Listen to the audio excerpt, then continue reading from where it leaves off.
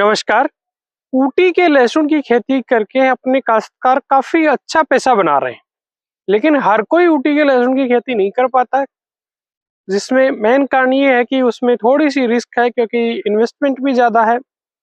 माल जब निकल जाता है तो उसको बेचना भी पड़ता है, ज्यादा स्टोर हम उसको कर नहीं सकते हैं।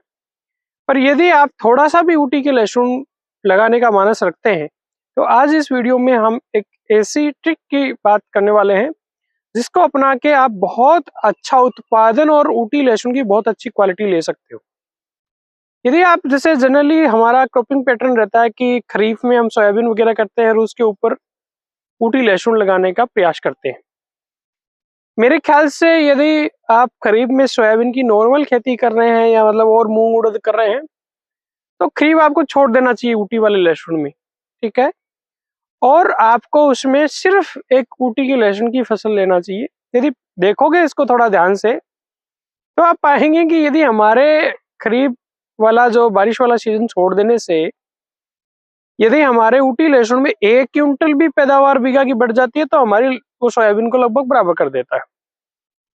खैर, क्या करना है आपको कि आप बहुत बेहतरीन पैदावार ले सके, तो इसके लिए आप ये करें कि अभी गर्मियों में आप अपने खेत में हरी खाद ढेंचा की फसल लगाएं और उसको करीब 50-55 दिन पे मिट्टी के अंदर पलट के छोड़ दें। हरी खाद को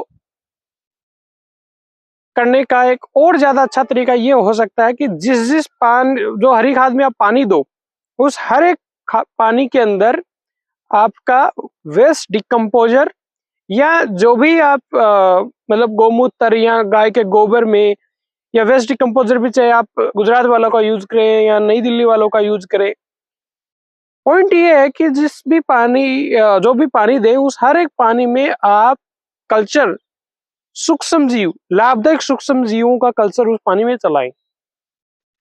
और अपने ढेंचा हरी खाद को जब बुआई करें तो इसको ट्राइकोडर्मा से ट्रीट करके 10 ग्राम प्रति किलो बीज के हिसाब से ट्रीट करके आप बोएं।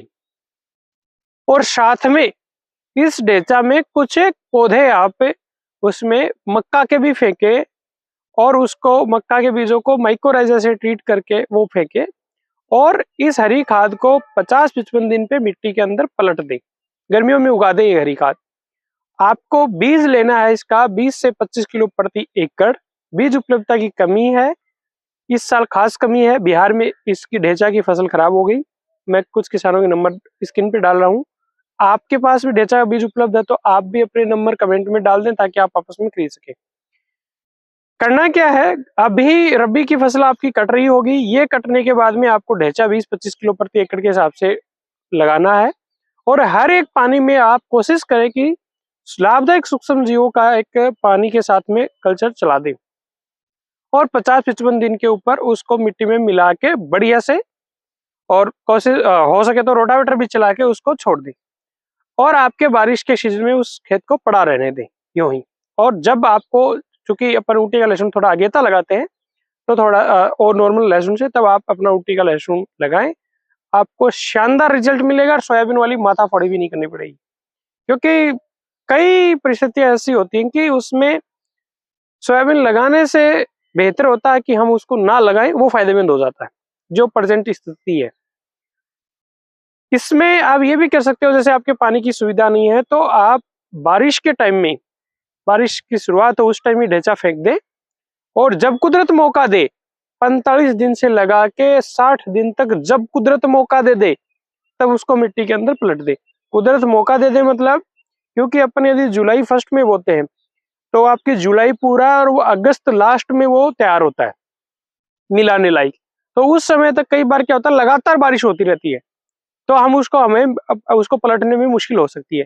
इसलिए बारिश वाली फसल में 45 दिन से लेकर 60 दिन तक जब हमें कुदरत मौका दे तब उसको बढ़िया मिला के रोटावेटर से छोड़ दें।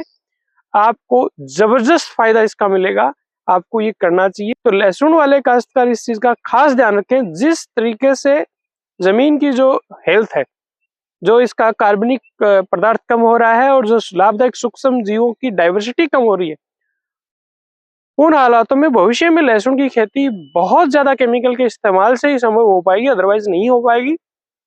हो सकता है कुछ खेतों में पहली बार जहाँ लहसुन वहाँ हम थोड़ा आसानी से कर लें, पर जहाँ पहले लहसुन हो गया उसके उस खेती के ऊपर लहसुन करेंगे तो बहुत ज़्यादा पेस्टिसाइड पे निर्भर होकर हम खेती कर पाएंगे। तो कोशिश करें कि हमारी खेती में हम खासकर लहसुन जैसी फसल जहाँ ले रहे हो वहाँ ज़्यादा से ज़्यादा कार्बनिक पदार्थ हम ऐड करें। कार्बनिक पदार्थ ऐड करने के और भी सोर्स हो सकते हैं, लेकिन हरी खाद ढेंचा से बेहतर मुझे कोई ऑप्शन समझ नहीं आता। ये आर्थिक दृष्टि से भी ठीक है और ये आपकी सॉइल की बायोलॉजिकल, केमिकल और physical property point of view से भी ठीक है। उम्मीद करता हूँ ये जानकारी आपके लिए फायदेमंद होगी। आपका और कोई सवाल हो तो आप कमेंट में लिख सकते हो। नमस्कार।